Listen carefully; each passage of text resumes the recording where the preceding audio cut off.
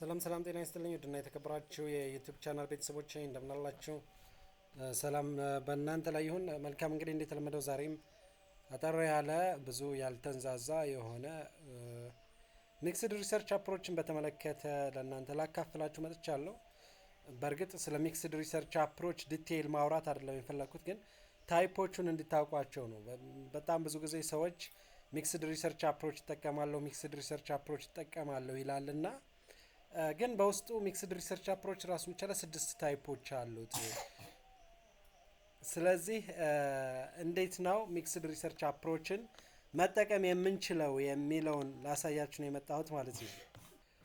ስለዚህ በዚህ ቪዲዮ እንዳጠቃላይ ይዤላችሁ የመጣሁት ምንድነው ሚክስድ ሪሰርች አፕሮችን በመጠቀም ሪሰርች ስንሰራ የምናገኛቸው አድቫንቴጆች ምንድናቸው፣ ሚክስድ ሪሰርች አፕሮች ራሱ ምንድነው፣ እንደዚሁም ደግሞ ሚክስድ ሪሰርች አፕሮች ታይፖቹ ምን ናቸው የሚለውን ላሳያችሁ ነው የመጣሁት።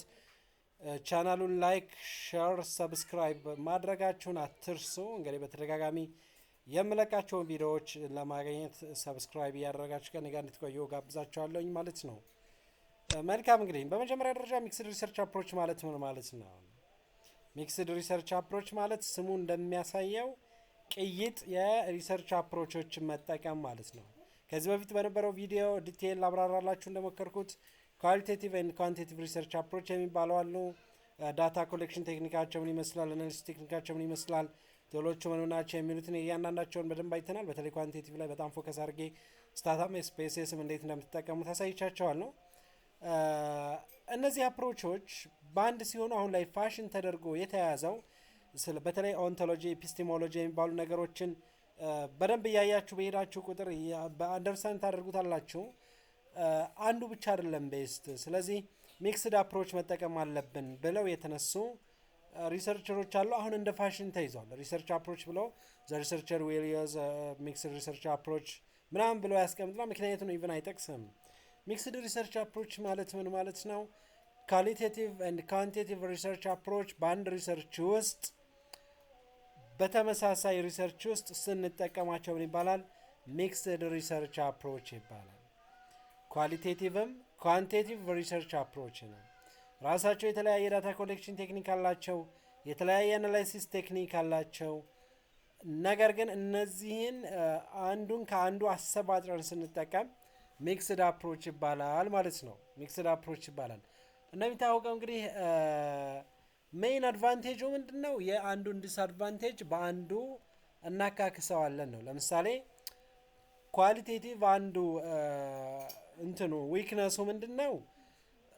አነስተኛ ሳምፕል ነው የሚጠቀመው፣ በጣም ትንሽ ኤሪያ ነው ከቨር የሚያደርገው። ኳንቲቴቲቭ ሲሆን ግን ብዙ ሳምፕሎችን ብዙ ኤሪያን ከቨር ማድረግ ይችላል በሰርቬይ ነው። ሌላው ኳንቲቴቲቭ የምንለው ዋይ የሚለውን አይመልስልንም።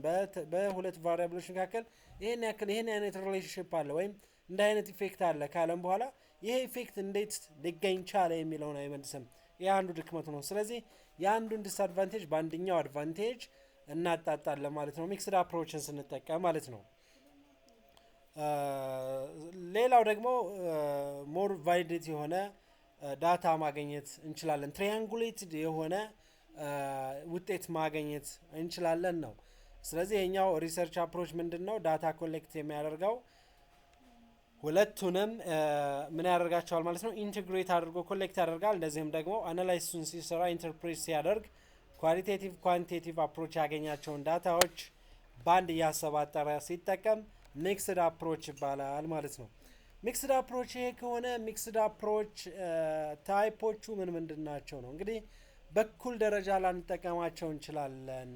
50-50 ላንጠቀም እንችላለን።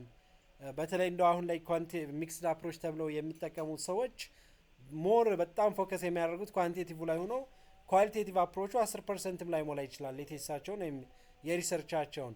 ይሄ እንግዲህ ከሚክስድ አፕሮች የትኛው ነው የሚለውን መለየት መቻል ይኖርብናል ማለት ነው። እንደ አጠቃላይ 6 አይነት ሚክስድ ሪሰርች አፕሮች አሉ። Sequential Explanatory Design, Sequential Exploratory Design, Sequential Transformative Design, Concurrent Triangulation Design, Concurrent Embedded Design እና Concurrent Transformative Design የሚባሉ አሉ። እነዚህ እንግዲህ አንዱ ከአንዱ በመቅደም በአጠቃቀማችን ዲግሪ ወይ ኳንቲቴቲቭ አብዝቶ ወይ ኳሊቴቲቭ አብዝቶ በመጠቀም ኳሊቴቲቭ ዳታን አስቀድሞ በመሰብሰብ ወይም ኳንቲቴቲቭ ዳታን አስቀድሞ በመሰብሰብ አንዱን ያንዱ ደጋፊ አድርጎ በማምጣት ነው እነዚህ ክላሲፊኬሽኖች ማለት ነው። ሶ በዛሬው ቲዩቶሪያል የመጀመሪያዎቹን ሶስቱን አሳያችኋለሁ። Sequential Explanatory Design, Sequential Exploratory Design, Sequential Transformative Design የሚሉትን በዛሬው ቱቶሪያል አሳያችኋለሁ ማለት ነው።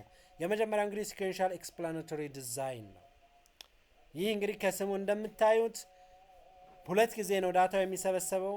መጀመሪያ ኳንቲቴቲቭ ዳታ ይሰበሰባል፣ ከዛ ቀጥሎ ኳሊቴቲቭ ዳታዎች ይሰበሰባሉ።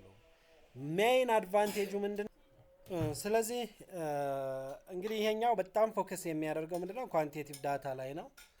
ኳሊቴቲቭ ዳታዎች ከ25% ላይ ዘሉ ይችላሉ ማለት ነው። መጀመሪያ ኳንቲቴቲቭ ዳታውን አናላይዝ ካደረግን በኋላ ነው ኳሊቴቲቭ ዳታውን የሚያመጣው ምንድነው?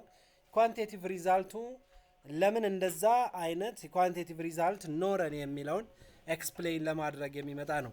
በተለይ ብዙ ጊዜ መጠቀም ያለብን ይሄንን መቼ ነው? አንኤክስፔክትድ ሪዛልት ስናገኝ ነው። አንኤክስፔክትድ ሪዛልት ማለት ለምሳሌ ከዚህ በፊት የተሰሩ አብዛኞቹ ጥናቶች የሆነ ነገር ላይ ፖዚቲቭ ኢፌክት ሲያሳዩ ኖረው ድንገት የሆነ ጥናት ኔጌቲቭ ኢፌክት ቢያሳይ ከዛ ጀርባ ያለው ምክንያት ምንድነው የሚለውን ለማጥናት የግዴታ ምን ያስፈልገናል? ኳሊቴቲቭ አፕሮች ያስፈልገናል ማለት ነው። ኳሊቴቲቭ አፕሮች ያስፈልገናል። ስለዚህ ምንጊዜም በሲኩዌንሻል ኤክስፕላናቶሪ ዲዛይን ላይ መጀመሪያ የምንሰበስበው ኳንቲቴቲቭ ዳታ ነው፣ አናላይዝ እናደርጋለን። ከዛ ኳሊቴቲቭ ዳታዎቹ የሚመጡት ምንድነው?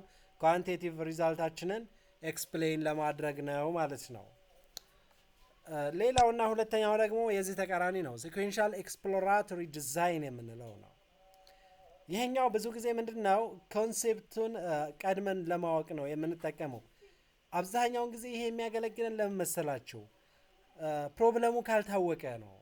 እንደዚሁም ደግሞ ከስክራች የምንነሳ ከሆነ ከዚህ በፊት ምንም አይነት ነገር ስለ ጉዳዩ የማይታወቅ ከሆነ ኤክስፕሎር ነው የምናደርገው። መጀመሪያ በኳሊቴቲቭ ዳታ ኤክስፕሎር እናደርጋለን። ኮንሴፕቱን ምን እናደርጋለን? በደንብ እናብራራና ከዛ በኋላ ይሆናል ብለን የምንገምታቸውን አዳዲስ ቫሪያብሎች ለኳንቲቴቲቭ ዳታ ዴቨሎፕ እናደርጋለን። በተለይ ከዛ በፊት ፕሮብለሙ ካልታወቀ፣ ከዛ በፊት ምንም ቫሪያብሎች ከሌሉት ጉዳዩ ምንድነው ኳሊቴቲቭ ተጠቅመን ቀድመን ስፔሻሊ ፕሮብለሙ ካልታወቀ በኳሊቴቲቭ ኤክስፕሎራቶሪ ዲዛይን ተጠቅመን ከዛ በኋላ በዛ ያገኘናቸውን ቫሪያብሎች ምን እናደርጋቸዋለን?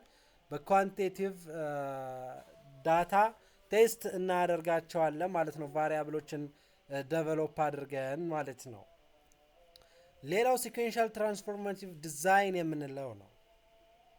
ይሄኛው 50-50 ነው የሚጠቀመው ሁለቱንም። ኳሊቴቲቭ ቀድሞ ሊሰበሰብ ይችላል፣ ኳንቲቴቲቭ ቀድሞ ሊሰበሰብ ይችላል። አንዱ ያንዱ ምን አይደለም ፕሪኩዌስት አይደለም ማለት ነው። የመጀመሪያው ላይ ሲኩዌንሻል ኤክስፕላናቶሪ ዲዛይን ያልነው ላይ ኳንቲቴቲቭ ቀድሞ መሰብሰቡ ግዴታ ነው። ሲኩዌንሻል ኤክስፕሎራቶሪ ዲዛይን ያልነው ላይ ኳሊቴቲቭ ቀድሞ መሰብሰቡ ግዴታ ነው። እዚህ ጋር ግን አንዱ የሌላኛው ፕሪኩዌስት አይደለም። ምንድነው?